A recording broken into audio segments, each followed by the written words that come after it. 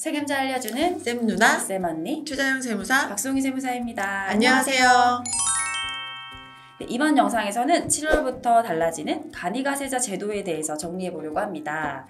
네, 사업자는 일반 가세자와 간이가세자 이렇게 두 개로 큰 카테고리가 구분이 되는데요. 네. 뭐 이름에서 느껴지듯이 간이가세자 뭔가 간단할 것 같은 이제 사업자인데 여기에 좀 변화가 좀 있었죠. 네, 첫 번째로 기준금액이 상향됩니다. 2024년 7월부터 간이가세 적용 금액이 공급대가 8천만 원에서 1억 400만 원으로 이제 상향이 되는 거죠. 네, 부동산 임대나 과세 유흥업소 같은 경우에는 이제 조절이 없었고요. 네, 그러면 이 공급대가 뭐 1억 400 알겠는데 그러면 이게 작년에 이제 사업자 등록 처음 하고 이제 뭐 매출이 뭐 3천만 원이면 간이로 바뀌는 건가요?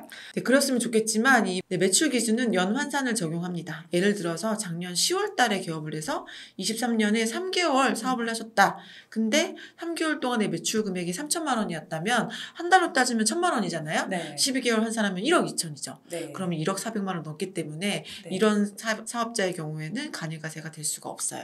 그렇군요. 좋아하면 안 되겠네요. 네. 어쨌든 매출 기준이 확대가 되었고요. 두 번째로는 업종이 또 조정이 됐죠. 네, 가장 크게 바뀐 업종 두 가지가 있었습니다. 2024년 7월 1일부터는 피부 미용업, 기타 미용업 이 두 업종의 경우에는 면적과 관계없이 간이가세 적용이 가능하도록 바뀝니다. 네, 이 두 업종의 경우에 매출 기준만 충족을 하면 등록이 가능하네요. 네. 사실 이게 네일 아트나 피부 미용 같은 경우에는 인건비 비중이 되게 큰 맞아요. 업종이잖아요. 그러다 보니까 이제 부가세 부담이 좀 있었었는데 이제 간이가세자 적용이 좀 이제 넓어지면서 좀 혜택이 되실 것 같아요. 네, 뭐 부담이 한결 덜어지니까 사업에 많이 도움이 되시지 않을까 싶은데, 네, 이렇게 뭐 업종이 변경되거나 매출액 기준이 상향되어서 일반 가세자가 간이가세자로 변경됐을 때, 또 반대로 뭐 매출이 많아져가지고 간이가세자가 일반 가세자로 변경됐을 때, 이런 경우는 내가 알아서 하는 걸까요? 아니면 뭔가 자동으로 되는 건가요? 네, 세무서에서 국세청에서 가세 유형 통지서라는 걸 보내줍니다. 직전에 신고된 매출을 가지고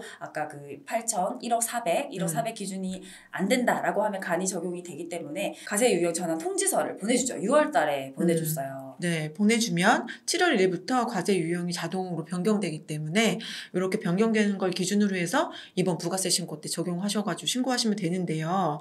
그러면 나는 원래 일반 가세자였는데 매출 규모가 확대되면서 간이로 자동으로 바뀐다고 6월 달에 통지를 받으셨어요. 네.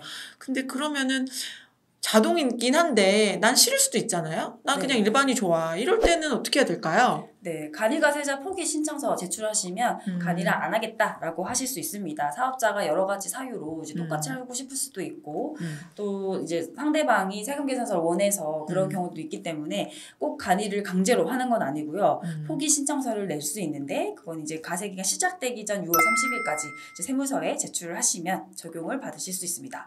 다만 이 포기를 할 때는 한 번 더 생각해 보셔야 되는 게 있죠. 네, 맞습니다. 이렇게 간이가세자를 포기하시게 되면 3년 동안은 다시 번복할 수가 없어요.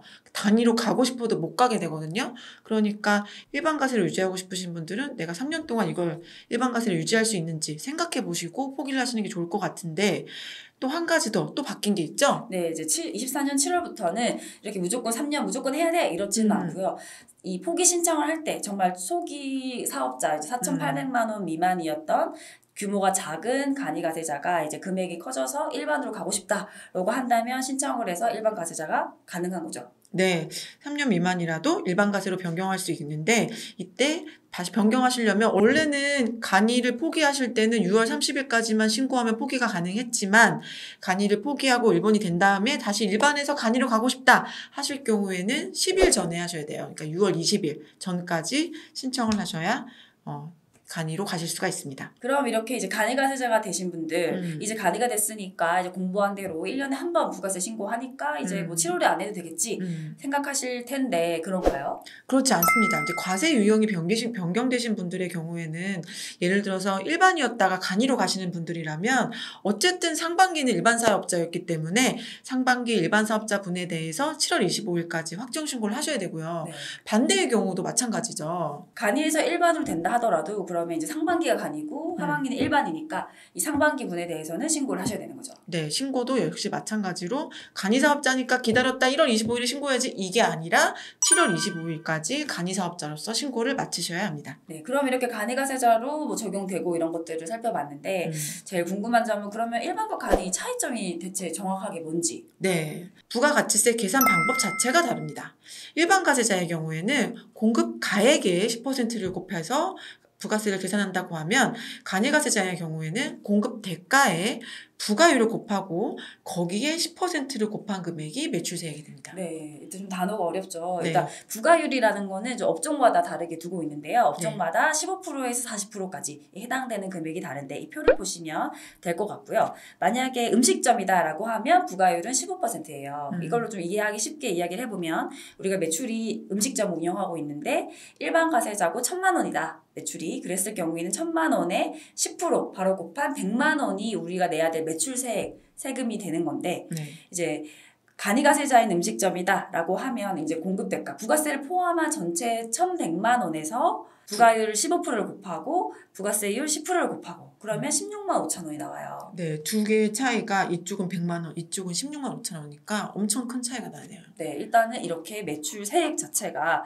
차이가 나고 두 번째로는 간이가세자는 일단 신고 의무가 간단해지는 거죠. 네, 아까 일반 가세자는 상반기는 7월 25일까지, 하반기는 1월 25일까지 1년에 2번 부가세 신고를 하게 되는데 간이가세자라고 하면 이렇게 2번 나누지 않고 1월부터 12월까지의 매출 매입을 다음 연도 1월 25일까지 연간 한 번만 부가세 신고를 하시면 됩니다.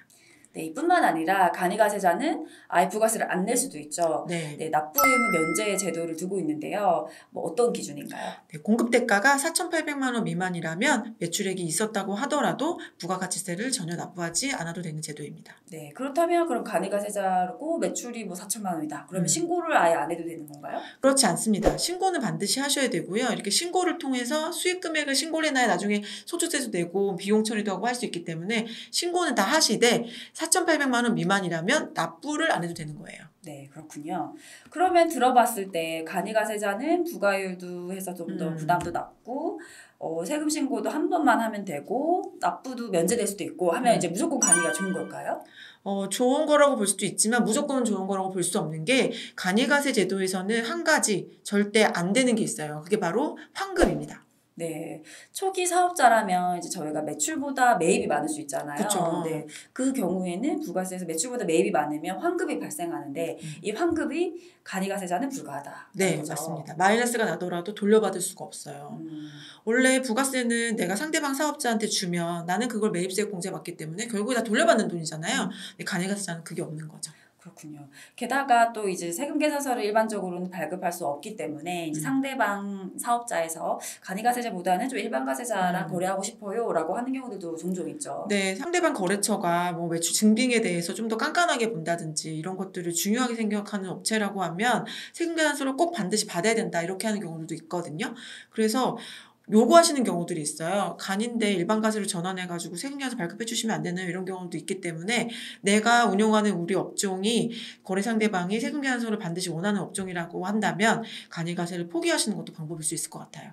네, 표로 일반 가세자와 간이가세자 차이점을 비교한 걸 띄워드릴게요. 참고하셔서 이제 간이가세자 확대 됐으니까 많은 분들이 세금 혜택을 받으셨으면 좋겠고요. 지금까지 세금 잘 알려주는 쌤 누나 쌤언니였습니다. 안녕.